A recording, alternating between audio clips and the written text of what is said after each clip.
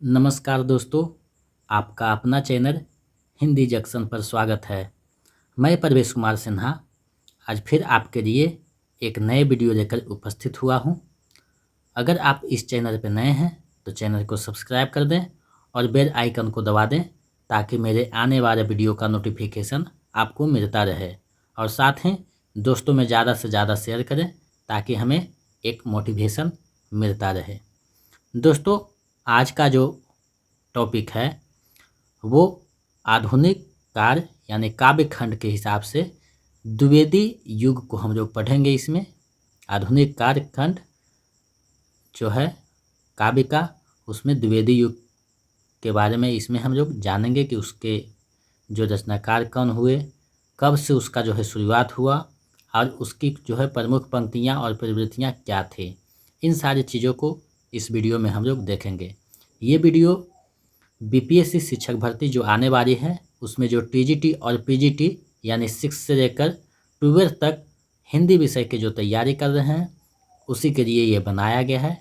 यानी टीजीटी और पीजीटी दोनों के लिए ये है। तो चलिए आज के टॉपिक की तरफ बढ़ते हैं बिना देर किए हुए।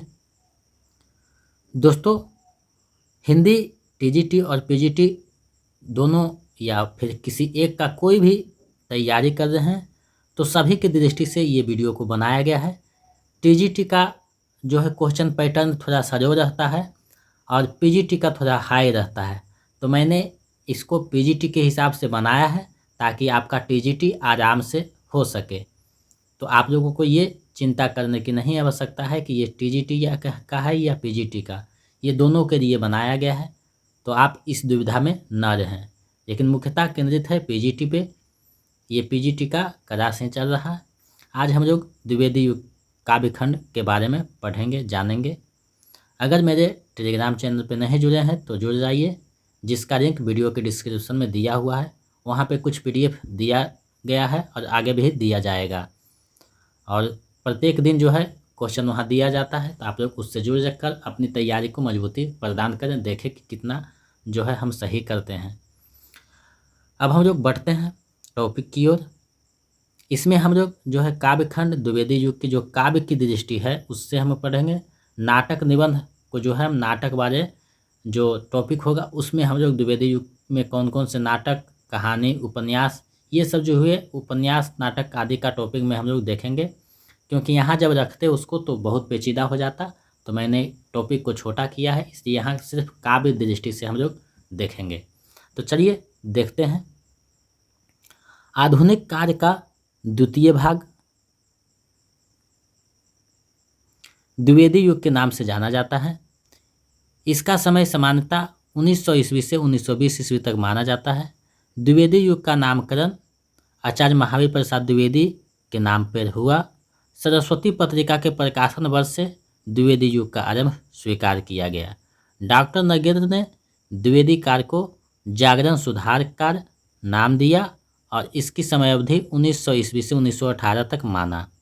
आचार्य रामचंद्र शुक्ल ने द्विवेदी युग का समय निर्धारण सन 1893 से 1918 ईस्वी तक करते हैं हुए इसे नई धारा यानी द्वितीय उत्थान के अंतर्गत रखा है। यहाँ एक दो पॉइंट निकल कर सामने आया है कि इसका समानता जो समय है 1900 से 1920 माना जाता है, कहीं कहीं 1918 रहता है। तो आप ये दुविधा में ना रहें, विकल्प के अनुसार आप आंसर कीजिएगा। अगर 1900 से 1918 है तो 18 को प्रेफर कीजिएगा, अगर 20 है तो 20 को प्रेफर कीजिएगा। वहाँ जो है पूछा जाएगा कि रामचंद्र के अनुसार या नगेंद्र के अनुसार, उसमें जो है आप देख लीजिएगा कि किसका क्या है। तो द्विवेदी युग का जो नामकरण है वो महावीर प्रसाद द्विवेदी के नामकरण से हुआ। इसका आरंभ जो सरस्वती पत्रिका का 1900 में जो प्रकाशन शुरुआत होता है वहीं से इसका आरंभ माना जाता है। और महावीर प्रसाद द्विवेदी जब सरस्वती पत्रिका के संपादक 1920 तक रहते हैं तो उसका अंतिम वहीं माना जाता है। इसे डॉक्टर नगेंद्र जो है जागरण सुधारकार नाम दिए हैं।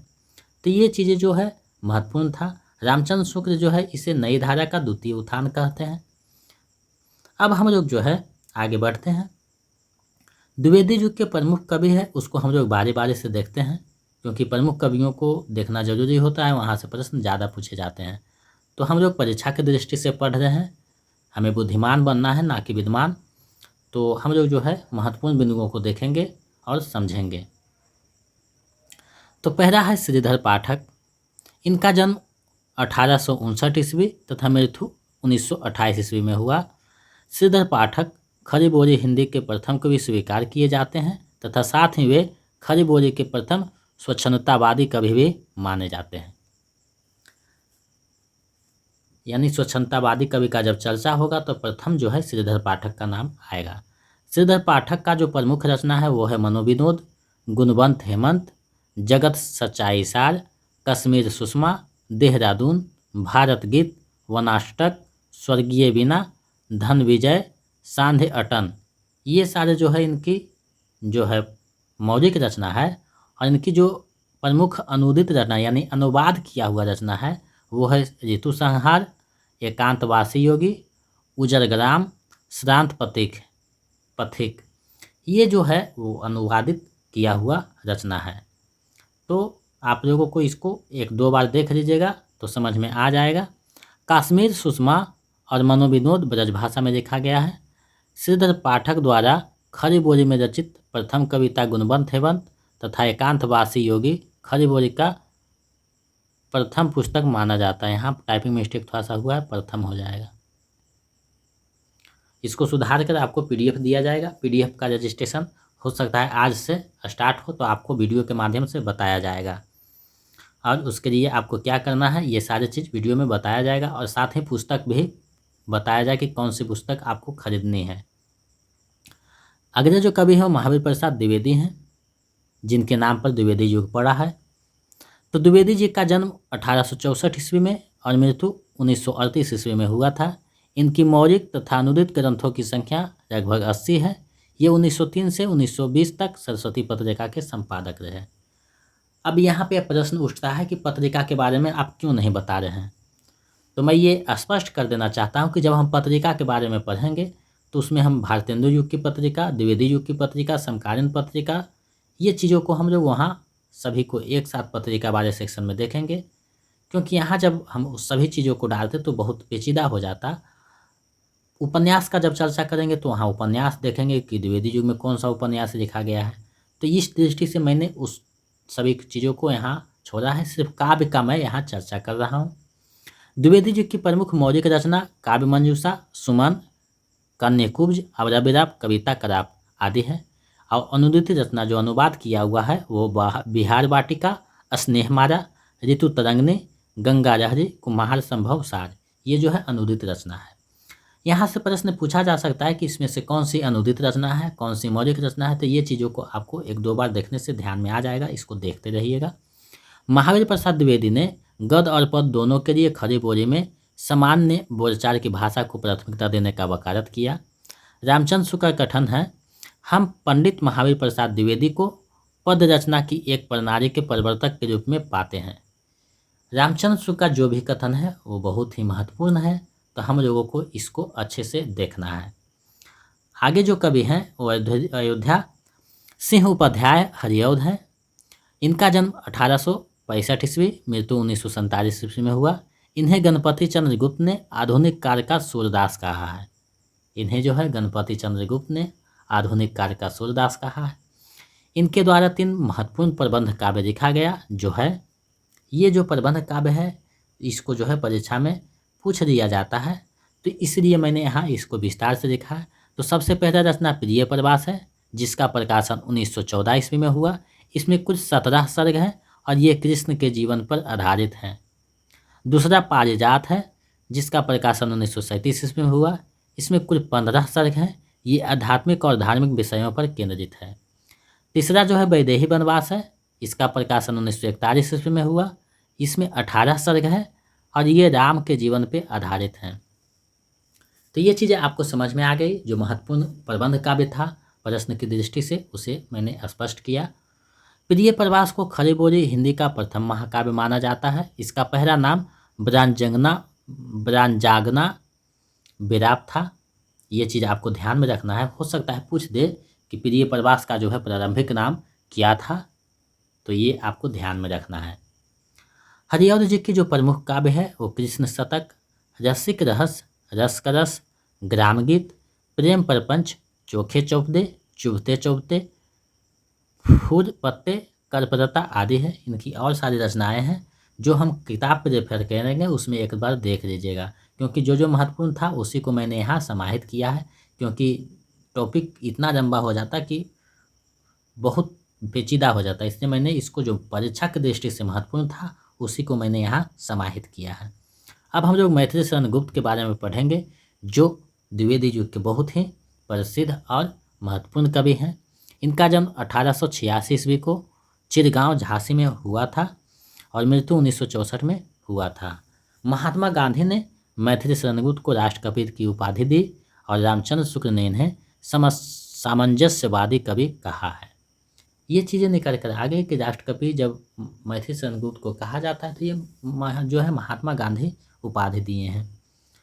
मैथिली जी की पहली कविता हेमंत 1905 ईस्वी में सरस्वती में प्रकाशित हुई और उनका पहला काव्य ग्रंथ रंग में भंग 1909 ईस्वी में प्रकाशित हुई।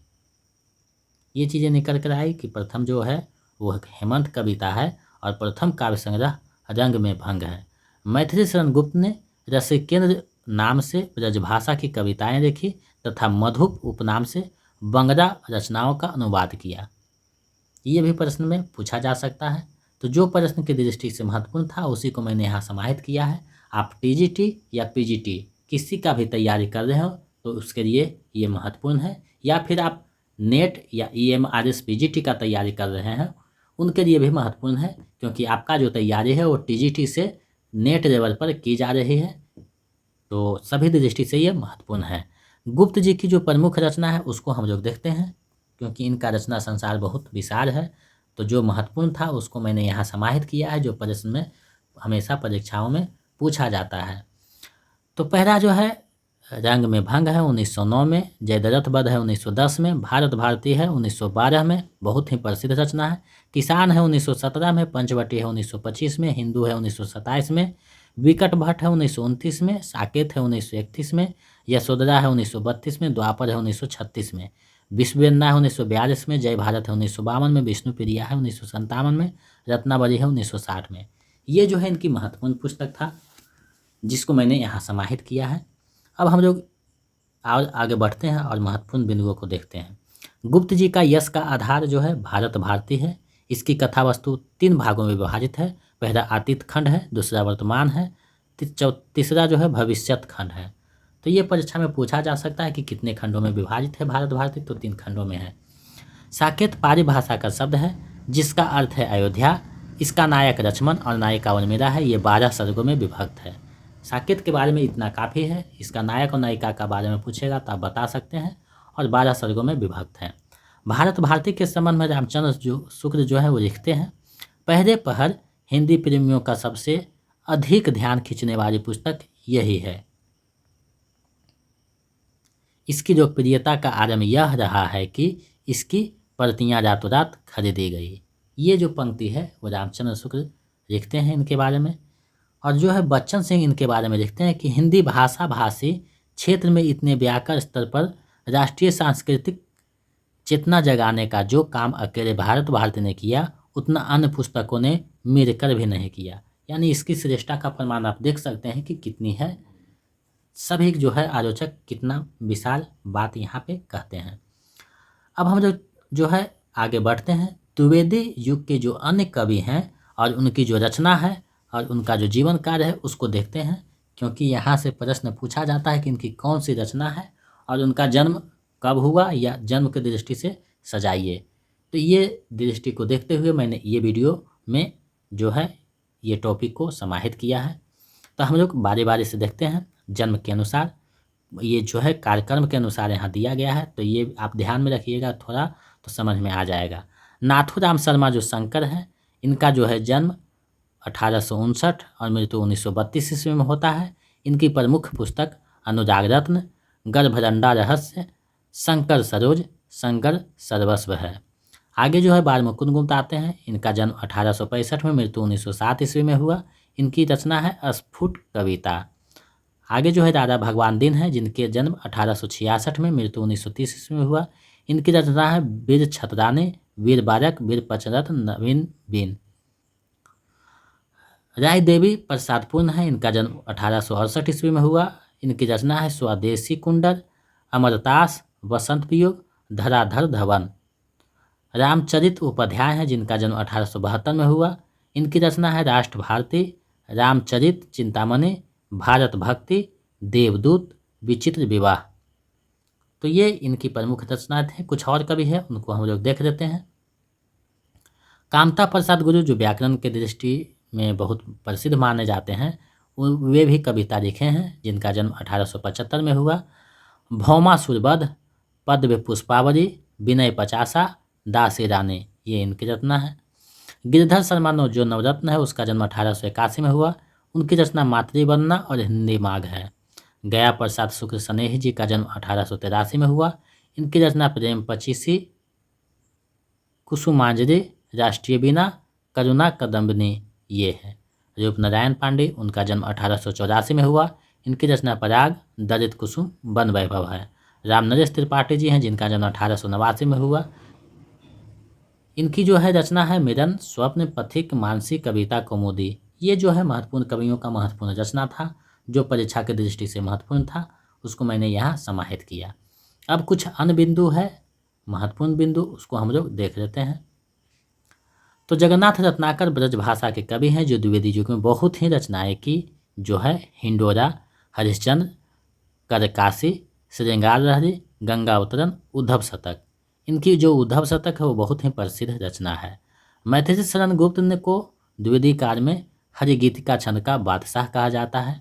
मोटुकधर पांडे लोचन प्रसाद पांडे के अनुज थे, इसे पांडे बंधु भी कहा जाता है। गया प्रसाद शुक्ल श्रृंगारिक कविताएं स्नेही तथा राष्ट्रीय भावनाओं की कविता त्रिशूल उपनाम से लिखते थे। तो ये कुछ महत्वपूर्ण बिंदु था। अब द्विवेदी युग की जो कुछ महत्वपूर्ण पंक्तियां हैं, उसको हम लोग देख लेते हैं, जो परीक्षा की दृष्टि से महत्वपूर्ण है। दिवस का अवसान समीप था, गगन था कुछ रोहित हो चला। ये पंक्ति जो है अयोध्या सिंह उपाध्याय हरिऔध की है। हम कौन थे, क्या हो गए और क्या होंगे अभी, आओ विचारें आज मिलकर ये समस्याएं सभी। ये मैथिली शरण गुप्त की रचना जो है पंक्ति है। केवल मनोरंजन ना कवि का कर्म होना चाहिए, उसमें उचित उपदेश का भी मर्म होना चाहिए। ये भी मैथिली शरण गुप्त की पंक्ति है। राम तुम मानव हो, ईश्वर नहीं हो क्या, ये भी मैथिली शरण गुप्त की रचना जो है पंक्ति है। संदेश यहाँ मैं नहीं स्वर्ग का लाया, इस भूतर को ही स्वर्ग बनाने आया। ये भी मैथिली शरण गुप्त की पंक्ति है। अबरा जीवन हाय तुम्हारी यही कहानी, आंचल में है दूध और आँखों में पानी। ये भी मैथिली शरण गुप्त की पंक्ति है। आगे कुछ और पंक्तियां हैं, उसको हम लोग देख लेते हैं। चारु चंद्र की चंचल किरणें खेल रही थी जरथर में। ये भी मैथिली शरण गुप्त की पंक्तियां हैं। अब द्विवेदी युग की जो प्रवृत्तियां हैं, परीक्षा की दृष्टि में जो पूछा जाता है, उसको हम लोग देख लेते हैं। तो इनकी प्रवृत्तियां राष्ट्रीयता की नवीन धारणा है, इतिवृत्तात्मकता, ये बहुत प्रसिद्ध है, इतिवृत्तात्मकता, नैतिकता एवं आदर्शवाद, विषयगत वैविध्य, साहित्य की स्वदेशिता पर भर, मान साहित्य का जो है उद्देश्य होना, सही उद्देश्य होना चाहिए। काव्य रूप की विविधता, यानी प्रबंध काव्य, मुक्तक काव्य, प्रबंध काव्य, मुक्तक काव्य, ये जो है इस काल में लिखे गए। और आगे जो है अंतिम समाज सुधार भी इनकी प्रवृत्तियाँ हैं, यानी समाज में सुधार करना भी ये युग की प्रवृत्ति रहा है। तो ये महत्वपूर्ण टॉपिक था। हम लोग जो है अब इस पे MCQ देखेंगे, जो परीक्षा में पूछा जा चुका है और आगे भी पूछे जाने की संभावना है। तो पहला जो MCQ है वो है, हम कौन थे, क्या हो गए और क्या होंगे अभी, आओ विचारे आज मिलकर ये समस्याएं सभी। यह पंक्ति किसकी है, आपको बताने हैं कि ये पंक्ति किसकी है। विकल्प आपके सामने है, सही विकल्प का चयन करना है। तो इसका जो सही आंसर है विकल्प का हो जाएगा, मैथिली शरण गुप्त की ये पंक्ति है। नेक्स्ट प्रश्न देखते हैं। दूसरा प्रश्न है, दिवस का अवसान समीप था, गगन था कुछ रोहित हो चला। किस कवि की पंक्ति है, आपको बताने हैं कि उपयुक्त पंक्ति जो है किस कवि की है। अभी हम इसके बारे में पढ़े हैं, तो आप लोग इसका सही जवाब दे पाइएगा। अयोध्या सिंह उपाध्याय हरिऔध की ये पंक्ति है। चलिए नेक्स्ट प्रश्न देखते हैं। तीसरा प्रश्न है, खड़ी बोरी का प्रथम महाकाव्य किसे माना जाता है। खड़ी बोली का प्रथम महाकाव्य किसे माना जाता है, आपको बताने हैं। विकल्प आपके सामने है, सही विकल्प का चयन करना है। तो इसका जो सही आंसर है विकल्प ग हो जाएगा, उपयुक्त में से कोई नहीं, क्योंकि प्रिय प्रवास खड़ी बोली का प्रथम महाकाव्य माना जाता है। तो ये विकल्प में नहीं है, तो उपयुक्त में से कोई नहीं हो जाएगा। चलिए नेक्स्ट प्रश्न देखते हैं। चौथा प्रश्न जो है, निम्नलिखित रचनाकारों को जन्म वर्ष की दृष्टि से सही अनुक्रम है। निम्नलिखित रचनाकारों का जो है जन्म वर्ष की दृष्टि से सही अनुक्रम क्या है, आपको बताना है। ऊपर जो है सभी का हम लोग जन्म देखे थे, तो उसकी के अनुसार आपको देखना है कि यहाँ पे सही कौन होगा। अगर ध्यान से पढ़े होंगे तो आप इसका सही आंसर दे पा रहे होंगे। इसका जो सही आंसर है विकल्प ग हो जाएगा। सबसे पहले श्रीधर पाठक आएंगे, उसके बाद महावीर प्रसाद द्विवेदी, उसके बाद मैथिली शरण गुप्त, उसके बाद रामनरेश त्रिपाठी। इनका जन्म 89 में होता है 1800, इनका जन्म 86 में होता है 1800, इनका जन्म 64 में होता है 1800, इनका जन्म 59 में होता है 1800। तो ये सही क्रम है, आप लोग इसको अच्छे से देख लीजिएगा। चलिए नेक्स्ट प्रश्न देखते हैं। पांचवा प्रश्न है, निम्नलिखित में से कौन सी रचना महावीर प्रसाद द्विवेदी का नहीं है। विकल्प जो बीपीएससी बनाता है वो उलझा देता है, तो उसको आप लोग अच्छे से एक दो बार प्रश्न पढ़िएगा तो समझ में आ जाएगा। निम्नलिखित में से कौन सी रचना महावीर प्रसाद द्विवेदी का नहीं है, नहीं है पूछ रहा है, तो आपको देखना है कौन सा नहीं है। तो उपयुक्त में से कोई नहीं हो जाएगा, अंगा इसका सही है, क्योंकि काव्य मंजूषा भी उनकी रचना है, सुमन भी है, कविता करार तीनों उनकी रचना है। तो नहीं पूछा है, तो उपयुक्त में से कोई नहीं हो जाएगा। चलिए नेक्स्ट प्रश्न देखते हैं। संदेश यहाँ मैं नहीं स्वर्ग का राया, इस भूतर को ही स्वर्ग बनाने आया। उपयुक्त पंक्तियों के रचयिता कौन है, आपको बताने हैं। ये जो प्रश्न है पिछले बार बीपीएससी टीजीटी में पूछा जा चुका है, तो उसी के लिए मैंने यहाँ समाहित किया है कि आपको उसका अभ्यास हो जाए कि कैसे प्रश्नों को फंसाता है। तो ये पंक्ति किसकी है, हम लोग ऊपर पढ़े हैं, सही जवाब आप लोग को देना है। तो इसका जो सही आंसर है विकल्प ग हो जाएगा, उपयुक्त में से कोई नहीं, क्योंकि इन पंक्तियों के रचनाकार गुप्त जी हैं, मैथिली शरण गुप्त, जो कि विकल्प में नहीं है। चलिए नेक्स्ट प्रश्न देखते हैं। ये प्रश्न भी टीजीटी पिछले बार जो बीपीएससी दिया था उसमें पूछा जा चुका है कि मैथिली शरण गुप्त को राष्ट्रकवि की उपाधि किसने दी। मैथिली शरण गुप्त को राष्ट्रकवि की उपाधि किसने दी, आपको बताना है। विकल्प आपके सामने है, सही विकल्प का चयन करना है। ये प्रश्न टीजीटी में पूछा जा चुका है। तो इसका जो सही आंसर है विकल्प क हो जाएगा। महात्मा गांधी ने मैथिली शरण गुप्त को राष्ट्रकवि का उपाधि दिए हैं। चलिए नेक्स्ट प्रश्न देखते हैं। 8वां प्रश्न है, निम्नलिखित में से गया प्रसाद शुक्र स्नेही की रचना कौन सी है। निम्नलिखित में से गया प्रसाद शुक्र स्नेही की रचना कौन सी है, आपको बताने हैं। विकल्प आपके सामने है, सही विकल्प का चयन करना है। तो इसका जो सही आंसर है विकल्प घ हो जाएगा, उपयुक्त में से एक से अधिक, क्योंकि कुसुमांजलि भी है, कृष्ण क्रंदन भी है, प्रेम पचीसी भी, तीनों जो है उनकी रचना है, तो उपयुक्त में से एक से अधिक हो जाएगा। चलिए नेक्स्ट प्रश्न देखते हैं। 9वां प्रश्न है, खड़ी बोली में इतना बड़ा काव्य अभी तक नहीं निकला है। बड़ी भारी विशेषता इस काव्य की यह है कि यह सारा संस्कृत के वर्णवृत्तों में है, जिसमें अधिक परिमाण में रचना करना कठिन काम है।